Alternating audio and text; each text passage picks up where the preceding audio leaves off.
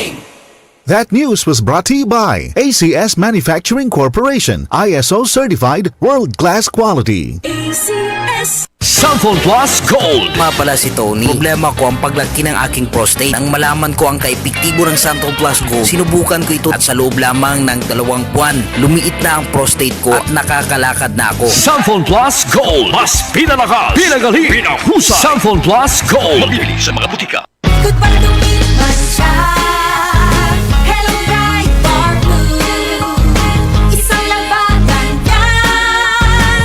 Bright Bar Blue. Pride Bar Blue with powerful stain-away enzymes. Malupit magtanggal ng dubit mancha pero sa kamay. Pag lumipas siya.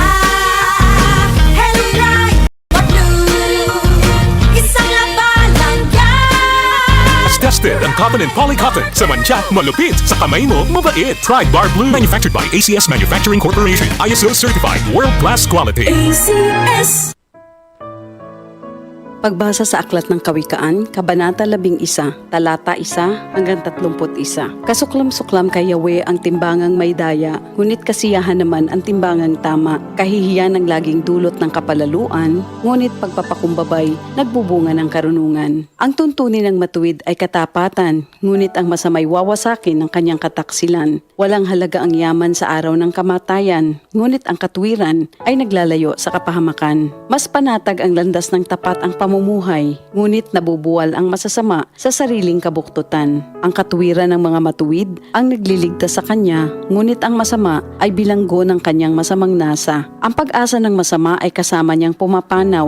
Ang umasa sa kayamanan ay mawawalang kabuluhan. Ang matuwid ay inilalayo sa bagabag, ngunit ang masama ay doon bumabagsak. Ang labi ng walang Diyos sa iba ay mapanira, ngunit ang dunong ng matuwid ay nagliligtas ng kapwa. Kapag ang matuwid ay pinagpapala, ang bayan ay nagagalak, ngunit higit ang katuwaan kapag ang masamay napapahamak. Dahil sa salita ng matuwid, ang bayan ay tumatatag, ngunit sa kasinungalingan ng masama, ang lungsod ay nawawasak. Ang kapos sa kaalaman ay humahamak sa kapwa, ngunit laging tahimik ang taong may unawa. Walang maitatago sa bibig ng madaldal, ngunit ang tunay na kaibigan, iyong mapagkakatiwalaan. Sa kakulangan ng tuntunin ng bansa ay bumabagsak, ngunit sa payo ng nakararami, tagumpay ay tiyak. Ang nananagot para sa iba, sa gusot ay nasasadlak, ngunit ang ayaw gumarantiya ay malayo sa bagabag. Ang babaeng mahinhin ay nag-aani ng karangalan, ngunit ang walang dangal, tambakan ng kahihiyan. Lagi sa kahirapan ang taong tamad, ngunit masagana ang buhay ng isang masipag. Ang taong mabait ay nag-iimpok ng kabutihan, ngunit winawasak ng marahas ang sarili niyang buhay. Ano man ang anihin ng masama ay walang kabuluhan, ngunit ang gawang mabuti ay may pagpapalang taglay. Ang taong nasa matuwid ay makasusumpong ng buhay, ngunit ang landas ng masama ay patungo sa kamatayan. Ang kaisipang masama kay Yahweh ay kasuklam-suklam, ngunit ang lakad ng matuwid kay Yahweh ay kasiyahan. Ang taong masamay di makaliligtas sa kaparusahan, ngunit hindi maaano ang nabubuhay sa katwiran. Ang magandang babae ngunit mangmang naman ay tila gintong singsing sa nguso ng baboy.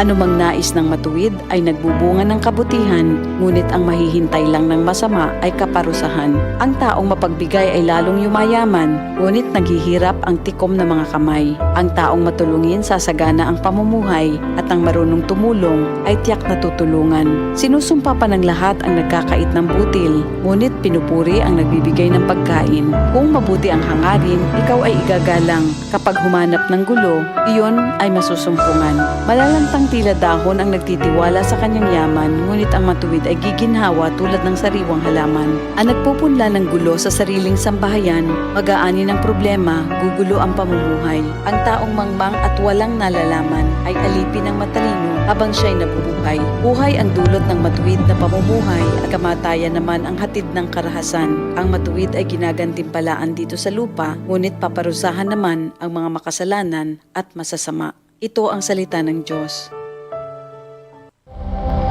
Ito ang DCXL News.